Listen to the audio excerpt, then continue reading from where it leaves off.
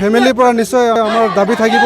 আমি দাবী কৰিছোঁ প্ৰশাসনক, আমি প্ৰশাসনৰ যিটো ডুমডুমা থানাৰ যিটো প্ৰশাসনৰ যিটো তেওঁলোকৰ গাফিলতি, তেওঁলোকে 18 ঘণ্টা পাৰ হৈ যোৱাৰ পাছতো ঘটনাস্থলীত এতিয়ালৈকে তেওঁলোকে পোৱা নাই, কোনো ব্যৱস্থা গ্ৰহণ কৰা নাই। গতিকে আমি চৰকাৰক আমি দাবী আমি উত্থাপন কৰিছোঁ। যিহেতু তেখেতৰ কণ সৰু ল'ৰা ছোৱালী আছে, তেখেতসকলৰ যিটো আৰু মালিক পক্ষকো আমি দাবী উত্থাপন কৰিছোঁ যে তেখেতৰ যিটো মাহেকীয়া তেখেতলোকৰ যিটো মজুৰি, সেই অনুপাতে পৰিয়ালক এককালীন সাহাৰ্য প্ৰদান কৰিব লাগে আৰু প্ৰতিটো মাহেকত পোহপাল দিবলৈ তেখেতৰ যিহেতু পৰিয়াল আছে, সেই পৰিয়ালক ভৰণ পোষণ তথা চলিবলৈ কিবা সাহাৰ্য মালিক পক্ষই নিশ্চয় প্ৰদান কৰিব লাগিব, সেয়া আমাৰ দাবী।